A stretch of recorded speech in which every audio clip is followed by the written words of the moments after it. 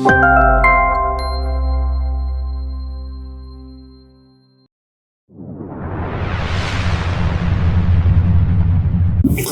வணக்கம்.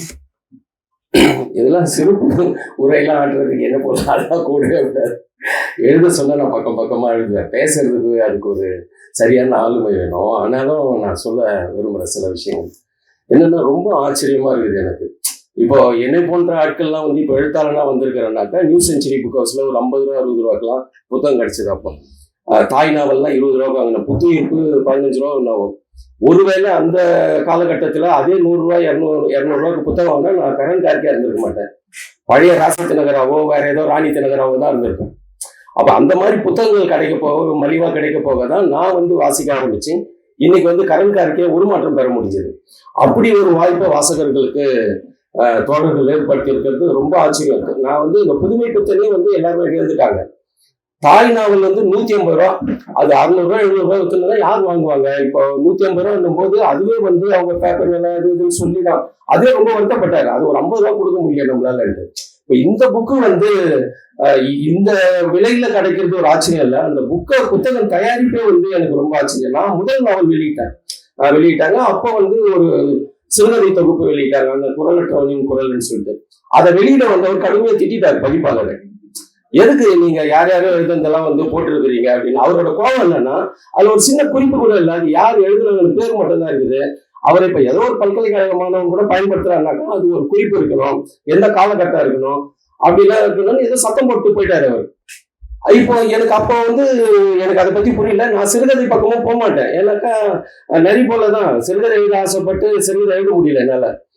அதை விட்டுட்டு வெளியில வந்ததால சிறுகதை மேல எனக்கு ஒரு பெரிய இது ஒரு உவமை இருக்கும். ஒருவேளை அந்த பாவத்துல இருந்து என்ன சீர்பதிப்பகம் காப்பாத்திருக்குதுன்னு நினைக்கிறேன். அவங்க இதை எப்படியாவது வாசிக்கணுமே அப்படின்னு சொல்லிட்டு இந்த செல்லம்மான்ற ஒரு கதையை படிச்சுட்டு நான் ரொம்ப ஷாக் ஆயிட்டேன். அவ்வளவு கட்டு திட்டமான ஒரு எழுத்து. நான் தமிழ்ல வந்து ஒரு பெரிய ஒரு கவலை இருக்கும். உலகம் முழுக்க இருக்கிற இலக்கியங்களோட தமிழை ஒப்பிடும் போது ரொம்ப தட்டையா இருக்கிறவங்க பெரிய பெரிய எழுத்தாளர்ன்றாங்க. அவங்க கூட பெரிய அந்த அளவுக்கு எல்லாம் ஒண்ணும் இல்லை. தன் வாழ்க்கை வரலாறையே சொல்லின்னு இருக்கிறது. அப்புறம் ஒரு ஒரு நிலவுடைமை சமூகத்தின் காவ பெருமூச்சு தான் இருக்கிற மாதிரியே தான் எனக்கு தோணும். உலகத்துல ஒரு சின்ன கடலும் கிழவன் எடுத்தாக்கா அடிச்சு நொறுக்கிடுவான். அப்படி ஒரு ஒரு ரஷ்ய இலக்கியங்கள்ல ஒரு சின்ன ஒரு முதல் ஆசிரியர் நம்மளை சாகவே அடிச்சிருவான். அப்படி படைப்புகள் இருக்கும்போது ஏன் நம்ம ஆனா உலகின் மிகச்சிறந்த இலக்கியங்களை படிச்ச ஒரு சமூகம் ஏன் இந்த நிகழ்காலத்துல இவ்வளவு தட்டையா இருக்கிறவங்க ஒரு கவலை இருக்கும். அது சிறுகதை மேல எனக்கு ரொம்ப இருந்து, ஏன்னா நான் அது கிட்ட போகாம இருந்ததாலதான். ஆனா இந்த செல்லம்மா கதையை வாட்ச உடனே நான் ரொம்ப ஷாக் ஆயிட்டேன். அது ஒரு ஒரு உலகத்தரத்திலான ஒரு படைப்புன்னு உறுதியா சொல்லலாம். அது ஜூல்ஸ் ஒரு நாள் அப்படின்னு ஒரு பிரெஞ்சு நாவல் ஒண்ணு இருக்கு. அந்த நாவலோட அது நாவல், இது சிறுகதை. அதோட கம்பேர் பண்ணும்போது ரெண்டுமே சம அளவுல நிக்கிற ஒரு படைப்பா இருக்கு. அதுவும் அந்த காலகட்டத்தில் எழுதி இருக்கிறாங்க. அதுல வந்து ஒரு கணவர் இறந்துருவாரு. அந்த இறந்த கணவரை சீக்கிரத்துல புதைக்க கூடாது, அவரை வச்சு அந்த அம்மா விசாரணை பண்ணி இருப்பாங்க. வந்து நான் இல்லாத சமயத்துல இன்னொருத்தையோட போனேன், அவரோட போறதை வந்து நான் தடுக்கிறதுக்காக எவ்வளவு பெரிய வேலை எல்லாம் செஞ்சாலும் அந்த பணத்தை வச்சுட்டு அந்த அம்மா ஒரு விசாரணை பண்ணிட்டு இருப்பாங்க. ஆனா இதுல வந்து அந்த மனைவி இறந்து போறத வந்து எப்படியாவது அவங்களை மீட்கணும்னு போராடுவார். கடைசி வரைக்கும் போராடி அந்த அம்மா காலமாயிடுவாங்க. அது அப்படியே வேடிக்கை பார்ப்பாங்க. அது வாசிப்புக்குரியதுதான். இது வந்து கதை சொல்றதுக்கான நாவல் சிறுகதை சிலது இருக்குது, சிலதை வாட்சதான் முடியும். மௌனியோட ஒரு சிறுகதை இருக்குது, அது வந்து நம்ம கதையை சொல்ல முடியாது. 2 நண்பர்கள் வந்து சந்திப்பாங்க, ஜன்னல் வழியா ஒரு காட்சி பார்ப்போம். அது வந்து வாசிப்பு. ஒரு சில சமயத்துல நான் எல்லாம் இதை வாசிக்கும் போது தான் எனக்கு தோணுச்சு, சில படைப்புல வந்து கதை இருக்குது, எழுத்து இல்லாம போயிடுது. சில படைப்புல வந்து எழுத்து இருக்குது, அதுல கதை இல்லாம போயிடுது. இதுல ரெண்டுமே இருந்ததுன்னா நாம இல்லாம போயிடும். அந்த படைப்பை நம்ம போய் படிக்க மாட்டோம். ஆனா இது எல்லாமே இருக்குது. படைப்பும் நம்ம கையில ரொம்ப மலிவா கிடைச்சிருக்குது. தயவு செஞ்சு இது எல்லாரும் வாங்கி வாசிக்கலாம் நான் சொல்ல மாட்டேன். அது ஏன்னா அரசு அவங்க பண்ணிருக்கிற உழைப்பு இருந்தது பாருங்க. ஒவ்வொரு படைப்பாளியை பற்றிய குறிப்பு இருக்கு. அது ரொம்ப அசாத்தியமான விஷயம். ஒரு ஆய்வாளனுக்கோ மாணவனுக்கோ இப்ப என்ன போற எழுதுறவனுக்கோ, இப்ப நான் வந்து எனக்கு பக்கத்துல நான் கொஞ்சம் நிறைய புக்ஸ் வச்சிருப்பேன் அறையில. பக்கத்துல ஒரு 10 புத்தகம் வச்சுப்பேன். அது ஏன்னாக்கா அது நான் எழுதுறதுக்கு பயன்படுமா? இல்ல, எனக்கு நம்பிக்கையை தராது. இவ்வளவு கடினமான ஒரு வேலையை செஞ்சிருக்காங்க, நீ என்ன ஒரு சின்ன வேலை செய்யறன்னு என்னை ரொம்ப தட்டையா என்ன வச்சுக்கிட்டு பிரம்மாண்டமான படைப்பை ஒண்ணு பக்கத்துல வச்சிருப்பேன். அப்படி ஒரு புத்தகமா இந்த சிறுகதையை நான் பக்கத்துல வச்சு, ஏன்னா ஒரு ஒரு எல்லா கதையும் அந்த அம்மா அம்மை ஒரு சிறுகதை எழுதியிருப்பாங்க. அம்மா கொலை செஞ்சுட்டான்ற மாதிரி தலைப்புன்னு நினைக்கிறேன். ஆமா, ஐயோ அது அது வாசிக்கும் போது அவங்க எதை சொல்ல போறாங்கன்னு பாத்தீங்கன்னா கடைசியில அந்த எந்த கதையும் நான் சொல்ல மாட்டேன் இதுல. ஏன்னா எல்லாருமே நீங்க வாசிக்கணும்.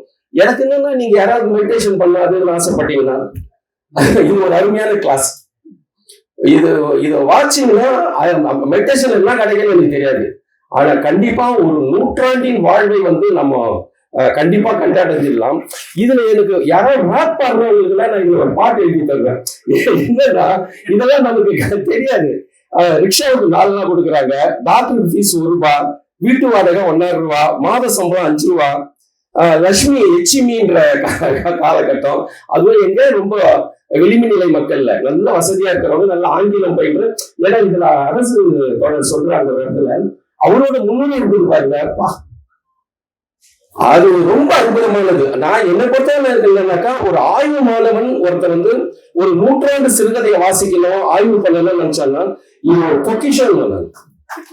இது ஒரு அற்புதமான ஒரு பொக்கிஷம். தயவு செஞ்சு வந்து தமிழ்நாட்டுல ஒரு 7 கோடி பேர் இருக்கிறாங்க. குறைஞ்சது ஒரு 1 கோடி பேரோட வீட்லயாவது இந்த புத்தகம் இருந்ததுன்னா ஒரு காலத்தை புரிஞ்சுக்கலாம். நமக்கு வரலாறே தெரியாது. நமக்கு முதல்ல தமிழனுக்கு இன்னும் இல்லைன்னா அறிவு இல்லைல்ல, வரலாறே தெரிஞ்சு மாட்டான். உலகின் ஆகச்சிறந்த வரலாறு உடையவன் அவன் வரலாறையே அவன் திரும்பி விட பார்க்க மாட்டான்.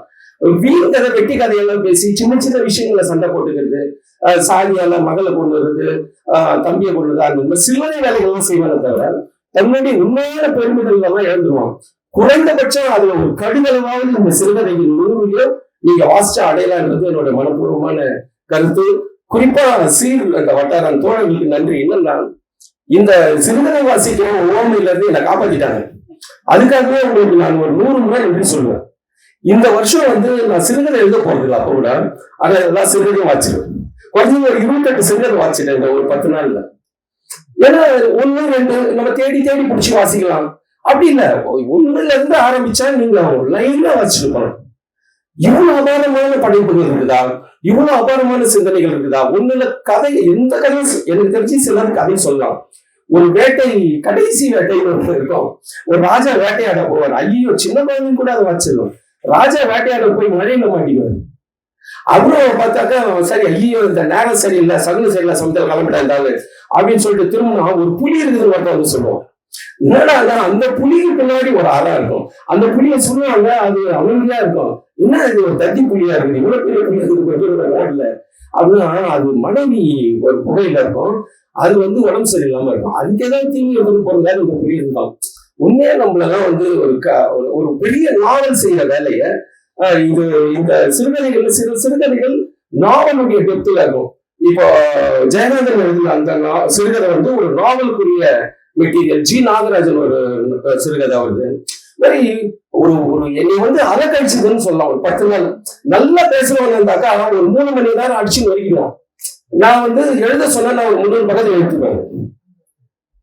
அவ்வளவு முக்கியமான ஒரு சிறுகதை தொகுப்பு. இதை வாங்குறதுன்னா நான் சொல்ல மாட்டேன். இது ரொம்ப அநீதியா எனக்கே தெரியுது. கடுமையான உழைப்பு. அரசு தொழில் வந்து அந்த குறிப்புகள் ரொம்ப முக்கியம். ஒரு படைப்பாளியோட குறிப்பு 100 எழுத்தாளர்கள், ஒரு தொகுப்பிலே 100 எழுத்தாளர்களுடைய ஒரு நூற்றாண்டின் கூக்குரலை வந்து அதை கேட்க முடியும். அது ரொம்ப அற்புதமான முயற்சி. உங்களோட முயற்சிக்கு என்னோட வாழ்த்துக்கள். எனக்கு என்ன தோணுச்சுன்னா, அடுத்த படைப்புக்கு சீல் கொடுத்துடலான்னு நான் நினைச்சேன். ஏன்னா இவ்வளவு மெனக்கெடுறாங்க. எனக்கு இதை நான் கையில் எடுத்து வந்தேன். இது மாதிரி 4, 5 பகுதியாது ஒவ்வொரு காலகட்டமா பிரிச்சிருக்கிறாங்க. 1930 இருந்து இன்றைய காலகட்டம் வரைக்கும். ஒரு காலகட்டத்துக்கும் 20 அது மாதிரி 5 பகுதி, 100 எழுத்தாளர்கள். இது ஒரு பகுதி. இது மாதிரி 4 எடுத்துட்டு வந்து எனக்கு தராங்க. இது போல 4 இதோட சேர்த்தாச்சு. எனக்கு உண்மையாவே அதிர்ச்சி ஆயிடுச்சு. என்னடா இவ்வளவு மெனக்கெடுறாங்க. ஒரு புத்தகத்தை கொடுத்து இல்ல வேற ஏதோ ஒன்று பண்ணி ஒரு பிடிஎஃப் இப்பெல்லாம் அதெல்லாம் செய்வாங்க. பிடிஎஃப் வச்சு வாச்சிருங்க அப்படின்னு கஷ்டம். ஆனா இவ்வளவு மெனக்கெட்டு இதெல்லாம் எடுத்து அந்த 300 வாசிச்ச உடனே நான் உண்மையாவே அது எப்படி சொல்றது, அது வாசிக்கிறவங்களுக்கு தான் தெரியும் அதனுடைய பதட்டம். அது உண்மையாவே ரொம்ப அற்புதமான வேலையை செஞ்சுக்கிறீங்க. மனமார்ந்த வாழ்த்துக்கள். நன்றி.